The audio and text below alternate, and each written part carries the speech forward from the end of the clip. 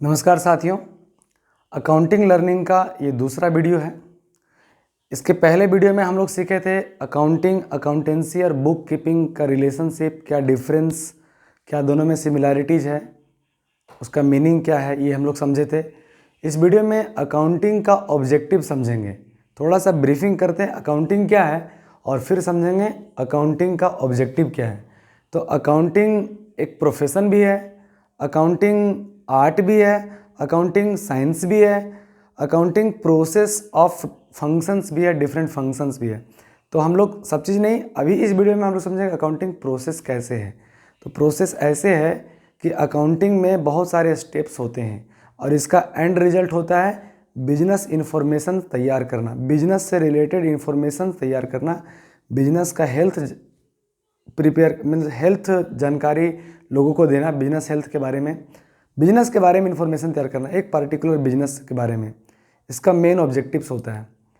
Means इसकी journey, accounting एक journey भी कह सकते हैं, और इसकी जर्नी शुरू होती है रिकॉर्डिंग ऑफ बिजनेस ट्रांजेक्शन से, और इसका जो अंत है वो शुरू होता है communication of business transaction, business events, business result. तो ये रिकॉर्डिंग से लेकर के कम्युनिकेशन तक ये जो जर्नी है, इस जर्नी को अकाउंटिंग कहते हैं। तो रिकॉर्डिंग क्यों करना, पहला काम है ऑब्जेक्टिव जो बिजनेस का, क्यों करते हैं अकाउंटिंग। तो अकाउंटिंग इसलिए करते हैं कि अकाउंटिंग जो है करने से बिजनेस ट्रांजेक्शन्स को सिस्टमेटिकली हम रिकॉर्ड कर सकते हैं। अकाउंटिंग करना मतलब बिजनेस ट्रांजेक्शन्स को सिस्टमेटिकली रिकॉर्ड करना, ठीक है। नहीं रिकॉर्ड करेंगे तो हम इवेल्युएट ही नहीं कर पाएंगे कि हम जो day to day sale purchase कर रहे हैं उसमें हम क्या प्रोग्रेस कर रहे हैं, क्या बेनिफिट हो रहा है, क्या लाभ हो रहा है, क्या हानि हो रहा है, ये हम डिटेक्ट ही नहीं कर पाएंगे।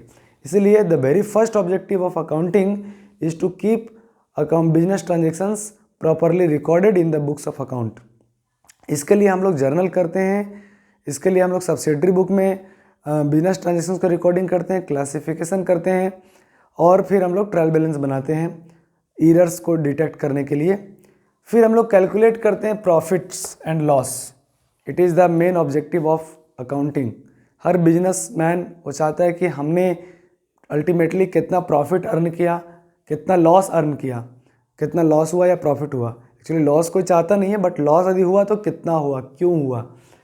तो प्रॉफिट्स कैलकुलेट करने में हेल्प करता है अकाउंटिंग। अकाउंटिंग का मेन ऑब्जेक्टिव है to calculate profit and loss. और अकाउंटिंग ये भी बतलाता है, अकाउंटिंग का ये भी ऑब्जेक्टिव है कि ये जो प्रॉफिट एंड लॉस हुआ इसका क्या काउज है, एग्जैक्ट रीजन क्या है, what are the reasons that leads profit. कौन कौन से कारण से हमें प्रॉफिट ज़्यादा हुआ, किस किस ट्रांजेक्शन में प्रॉफिट ज़्यादा हुआ, उसका एनालिसिस करना। ये बातें भी हमें अकाउंटिंग से ही पता चलेगी। अकाउंटिंग इसलिए करेंगे। चौथा जो इसका ऑब्जेक्टिव है to ascertain financial position. Financial position का मतलब हमारा जो बिजनेस है, प्रॉफिट लॉस ठीक है हो रहा है, बहुत प्रॉफिट हो रहा है, बट बिजनेस का हेल्थ कैसा है, इसकी सस्टेनेबिलिटी क्या है। सस्टेनेबिलिटी का मतलब कि बिजनेस कितने लंबे समय तक सस्टेन करेगी, that is what sustainability. Sustain करेगी मतलब बिजनेस मार्केट में कितने लंबे तक टिकेगी, इसका स्ट्रेंथ क्या है, इसका वीकनेस क्या है, इसके एसेट्स कौन कौन हैं, इसको किसको किसको पैसा देना है, लाइबिलिटीज कौन कौन है, टोटल जो इतने भी एसेट्स हैं ABCD जो भी हैं, 10 एसेट्स 20 50 100, उसका टोटल वैल्यू कितना है, टोटल लाइबिलिटीज कौन कौन है और कितना उसका टोटल वैल्यूज है, that is called financial position of the business. Balance sheet prepare करना पड़ता है इसके लिए प्रॉफिट एंड लॉस अकाउंट बनाना पड़ता है, प्रॉफिट एंड लॉस जानने के लिए। कंपनी के केस में प्रॉफिट एंड लॉस स्टेटमेंट कहते हैं, और अदर देन कंपनी के केस में प्रॉफिट एंड लॉस अकाउंट कहते हैं। ये दोनों चीज़ प्रिपेयर किया जाता है। कंपनी के केस में profit and loss statement to know the profit of the business, and other than company के केस में प्रॉफिट एंड लॉस अकाउंट, तो हमें पता चलती है प्रॉफिट्स। और फाइनेंशियल पोजीशन का मतलब बिजनेस का हेल्थ, बिजनेस का स्ट्रेंथ, बिजनेस का वीकनेस, बिजनेस का टोटल एसेट्स, बिजनेस का total liabilities, total debtors, total creditors, ये सारी चीज़ें हमें अकाउंटिंग से ही पता चलेगी। तो अकाउंटिंग का एक मेन ऑब्जेक्टिव है to ascertain the financial position of the business. पांचवा चीज़ जो अकाउंटिंग का फंक्शन है, progress, year to year progress. हम पिछला साल का क्या प्रोग्रेस रिपोर्ट था, पिछला साल हमारा प्रॉफिट्स कितना था, पिछला साल हमारा ग्रॉस प्रॉफिट्स कितना था, नेट प्रॉफिट कितना था, प्रॉफिट आफ्टर टैक्स कितना था, ये सभी चीज़ें प्रोग्रेस रिपोर्ट है ना। ये हम लोग बैक टू बैक जब ईयर का रिकॉर्ड रखेंगे तो हम लोग उसको चेक कर पाएंगे progress report year to year कि हम कितना परसेंटेज से किस रेट से ग्रो कर रहे हैं, पिछला साल की तुलना में इस साल का परफॉर्मेंस चेक कर पाएंगे। ये अकाउंटिंग से ही पता चलेगा, अकाउंटिंग ही करना पड़ेगा, अकाउंटिंग का ये मेन ऑब्जेक्टिव्स है प्रोग्रेस रिपोर्ट तैयार करना। टू प्रिवेंट और डिटेक्ट्स ईरर्स एंड फ्रॉड्स, है ना। बिजनेस में ईरर्स और फ्रॉड्स होते हैं, गलतियां भी होती हैं और कुछ फ्रॉड्स भी होते हैं। ये ईरर्स और फ्रॉड्स को डिटेक्ट करना, प्रिवेंट करना, रोकना, ये भी अकाउंटिंग का ही कार्य है। 7वां फंक्शन है to provide information to various parties. To provide information to various parties का मतलब होता है कि ये सब काम करने के बाद जो रिपोर्ट हम लोग फाइनेंशियल रिपोर्ट तैयार करेंगे, financial position, net profit, net loss तैयार करेंगे, तो ये रिपोर्ट को क्यों तैयार करेंगे, किसको चाहिए ये रिपोर्ट। तो ये रिपोर्ट जिसको चाहिए उसके लिए यदि एक शब्द हम बोलें तो उसको बोलेंगे stakeholder. Stakeholder of the business, उस बिजनेस का स्टेक होल्डर। अब स्टेक होल्डर का मतलब होता है जो यूजर्स ऑफ अकाउंटिंग इंफॉर्मेशन हैं, उसी को हम स्टेक होल्डर्स भी बोलेंगे। जो उस बिजनेस के अकाउंटिंग इन्फॉर्मेशन जिसको चाहिए, अकाउंटिंग इन्फॉर्मेशन का मतलब बिजनेस से रिलेटेड इन्फॉर्मेशन, उस पार्टिकुलर बिजनेस से। तो ये स्टेक होल्डर्स जो हैं इसको यूजर्स ऑफ अकाउंटिंग इन्फॉर्मेशन भी कह सकते हैं आप।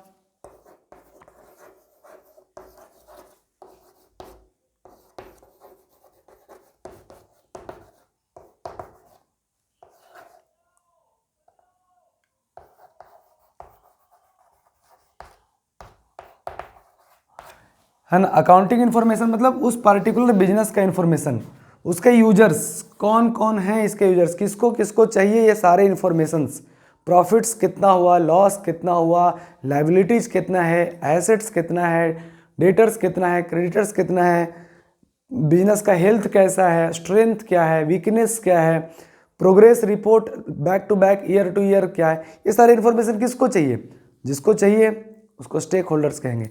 दो ग्रुप में बांट सकते हैं इस स्टेक होल्डर को, इंटरनल और एक्सटर्नल। इंटरनल स्टेक होल्डर्स का मतलब जो मैनेजर्स हो गए, जो एम्प्लॉय हो गए, जो ऑनर हो गए, वो इंटरनल स्टेक होल्डर्स हो गए, इनको चाहिए बिजनेस से रिलेटेड इन्फॉर्मेशंस। फिर एक्सटर्नल में कौन कौन हो जाएंगे, कस्टमर हो जाएंगे, उसके कॉम्पिटिटर हो जाएंगे, उस बिजनेस का कॉम्पिटिटर, गवर्नमेंट हो जाएगी, और जो रिसर्च करती हैं एजेंसियां, वो रिसर्च एजेंसीज भी हो जाएंगे, इन्वेस्टर्स, सप्लायर्स जो हैं वो सब एक्सटर्नल यूजर हो गए अकाउंटिंग का। ये सबको बिजनेस इन्फॉर्मेशन क्यों चाहिए, क्योंकि ये सबको उस बिजनेस में अपना अपना इंटरेस्ट है। कस्टमर का क्या इंटरेस्ट है, मैनेजर का क्या इंटरेस्ट है, ऑनर्स का क्या इंटरेस्ट है, सबका इंटरेस्ट है। ऑनर्स बिजनेस में क्यों इंटरेस्टेड है, उसको प्रॉफिट चाहिए, वो इन्वेस्ट किया है, उसको मैक्सिमम अर्निंग चाहिए। मैनेजर्स बिजनेस को अच्छे परफॉर्मेंस उसका रिकॉर्ड करेगा, उसको अच्छे से बिजनेस की प्रॉफिटेबिलिटी को बढ़ाएगा, बिजनेस के प्रोडक्टिविटी को बढ़ाएगा, तो उसका खुद का ग्रोथ होगा।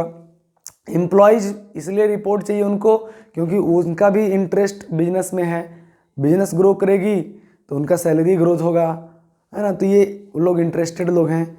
एक्सटर्नल यूजर्स को क्यों इन्फॉर्मेशन चाहिए, गवर्नमेंट को क्यों चाहिए, ताकि वो टैक्स कैलकुलेट कर सके, जो गवर्नमेंट की एजेंसियां हैं, इनकम टैक्स डिपार्टमेंट। बैंक को क्यों चाहिए इन्फॉर्मेशंस, यदि बैंक इनको लोन दे रखी है, इन्वेस्ट कर रखी है इस बिजनेस में, तो उनका लोन सेफ है कि नहीं, वो अच्छे जगह पे इन्वेस्ट किए नहीं, इसलिए बैंक को चाहिए इन्फॉर्मेशन इस बिजनेस से रिलेटेड। इन्वेस्टर्स, बाकी बैंक के अलावा जो इन्वेस्टर्स हैं उनको भी चाहिए इन्फॉर्मेशन, ताकि वो देखें कि यदि बिजनेस में मैं पैसा लगाया हूँ तो ये बिजनेस कब तक सस्टेन करेगी, इसकी सस्टेनेबिलिटी क्या है, इसका ग्रोथ क्या है। इस हिसाब से वो लोग अपना बिजनेस सेफ रखना चाहेंगे, अपने इन्वेस्टमेंट को सेफ रखना चाहेंगे। और लोग हैं जैसे सर्वेयर, उनको कुछ सर्वे करना पड़ता है, रिपोर्ट तैयार करना पड़ता है, वो सर्वे रिपोर्ट के लिए उनको चाहिए इन्फॉर्मेशंस। तो ये सभी लोगों को इन्फॉर्मेशन चाहिए, और ये इन्फॉर्मेशन तैयार करना अकाउंटिंग का काम है और इन्फॉर्मेशंस इन लोग को चाहिए देना। तो ये बेसिकली कुछ अकाउंटिंग का ऑब्जेक्टिव्स था। इस वीडियो में हम लोग अकाउंटिंग का ऑब्जेक्टिव्स समझेंगे। बने रहिए मेरे साथ, अकाउंटिंग से रिलेटेड बेसिक चीज़ें हम लोग सीखते जाएंगे और अल्टीमेटली पूरी अकाउंटेंसी क्लास 11th और 12th को सीखेंगे। तब तक के लिए धन्यवाद।